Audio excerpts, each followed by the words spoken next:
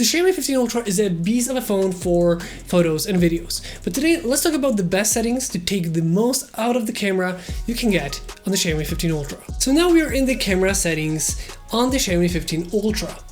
First off, let's go with the photos.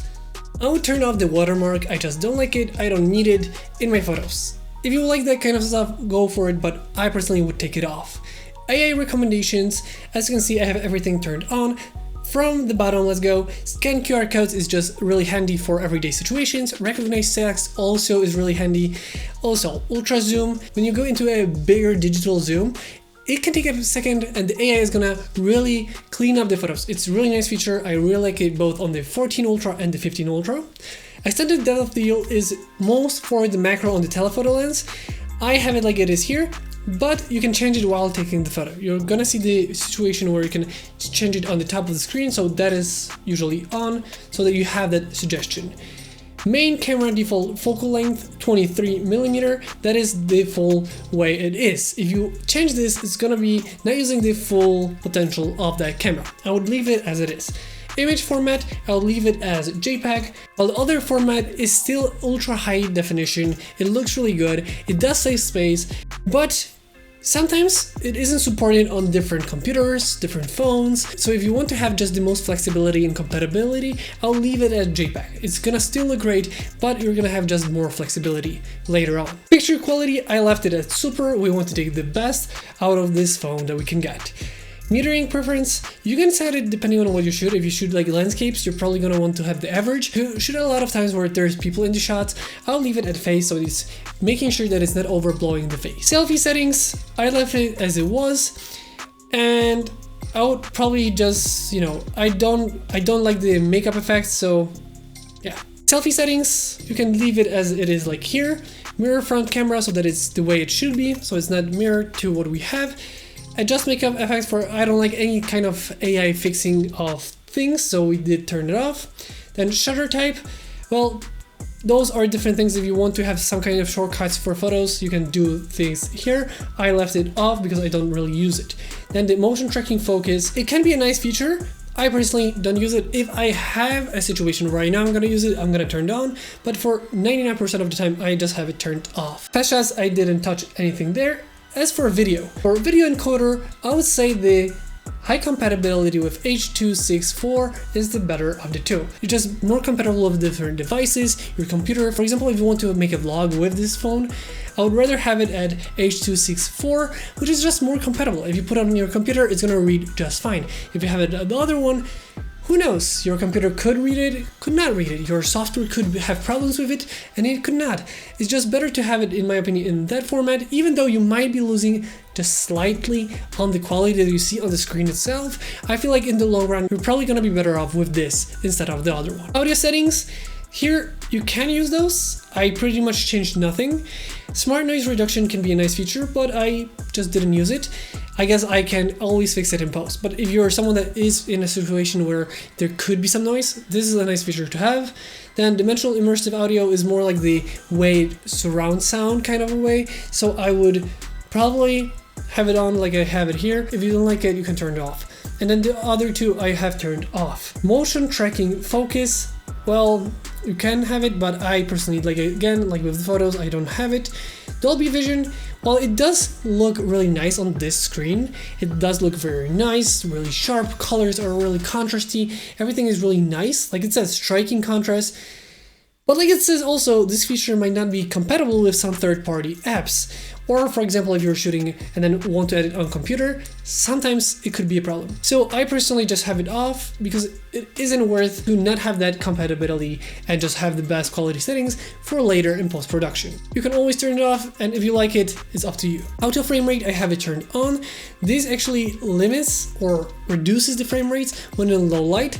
Because in low light, the smaller frame rate means that in each second you have less frames, which will make it a little bit different looking, but because of it, each frame is getting more light. And thanks to this, you just have better low light capabilities. Everything looks better without having to push as much.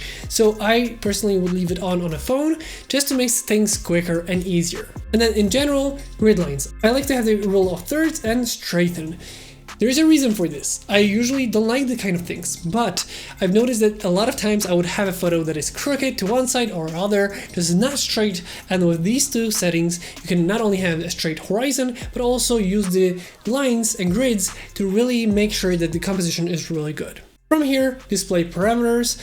As you can see, you can just copy what I have here. I have not touched anything because those are pretty much good to go. Unless you need any of those, then you can turn it on, but I guess if you know what you need, you will turn it on anyway. Then we have the preserve settings. I touched nothing on here. Future layout, I have it like this. It is pretty much the way it was. No problems with that. Camera mode. I personally like the more tab instead of the more panel, but it's up to you. Whichever you like, this is just personal preference. Shutter sound is once again personal preference. You can have different shutter sounds. We have the default, you can have the different mechanical, classic. I have it default, doesn't really make any difference in terms of photo quality. Then if we go down, auto adjust lens, you can keep it turned on, but if you have some situations where you feel like it's doing not what you want to, for example, you would rather use a different lens for that specific shot, you can turn it off, but I have it turned on because usually it's spot on. It's usually what we want from the phone. It does really well. And then I left everything is here. And that pretty much concludes everything on it. But let's go into the photo app now. And as you can see, we have a little bit more here to do. As for the photos, I leave everything as it is. If you want, you can leave the HDR on. It's just gonna have a nice high dynamic range. Always a little bit nicer, but it's not something you need. It's just nice to have. It doesn't really interfere too much. Unless you don't like the HDR look, turn it off. Super macro is really nice if you want to have macro photos and videos, and that is really nice, but it's going to use the 3x zoom, so the 75mm of the Xiaomi 15 Ultra. It is really nice for close-ups, it's amazing. Then we have, for other settings, I will go for Leica Vibrant and Authentic. The Leica Vibrant is going to be better looking, better colors in my opinions in daylight, just more colorful, more punchy, more social media ready. With Authentic, it's going to be a little bit more like a, special feel, and you might have actually see from what I'm doing right now, there is a vignette on the side of it. If I switch to Leica Vibrant, Leica Authentic, you're going to see that there are a little bit like right here, a little bit of the vignette. So if you like that kind of stuff, it's really nice, but it's going to be a little bit toned down. The colors are going to be more toned down, not as colorful, but both are really nice and very good looking. From here, I would not change much. If we go into video, I would record almost always in 4K 60 frames per second. Thanks to this, you can use all the lenses and it's going to look really good because of 4K, and the 60 frames per second is really smooth. And you can slow it down in post-production for 50% to have a slow motion. In my opinion, it's just the most versatile, the best looking, both for normal footage and for slowing down. Every use case scenario can be used with 4K 60 frames per second from the phone. But this is my personal preference, and like I said, you can switch between all the lenses no matter which one you want to use. From here, we also have the Pro.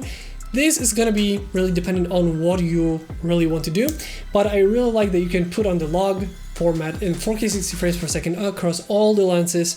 And then from here, the settings are going to be pretty dependent on the situation you are. If you're not sure, you can leave it at auto, and it's probably going to do a pretty good job for you. But if you don't want it to change, you want to have it set as something that you feel like is good. So it looks like this.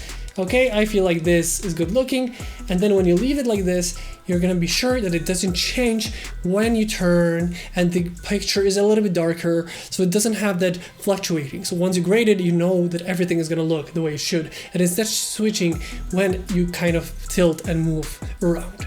But this goes for both photos and videos. But going to the photos, I would personally, let's say we have everything at auto. Now what I would personally say from the things that we change, you can change it like a vibrant and authentic, but here we're focusing a little bit more on something else. We can actually change to 12.5 megapixel and to the 50 megapixel. 50 megapixel is nice, extra details, but I personally would not go for it. I feel like the 12.5 megapixel is good looking already, and it's a smaller file size. And for the format, I would choose the RAW because it's nice that you can add it in post-production. This is how I have it set on my phone, so that if I shoot photos here, it's a JPEG, and if I shoot on the Pro, it's a RAW, so I can take advantage in post-production if I wanted to. And that is where I can change all the settings, so it's really making this like a pro photo and then a everyday shooter on the photo app. And from here, this is pretty much all that we have to cover. And this is pretty much all about the settings on the Xiaomi 15 Ultra.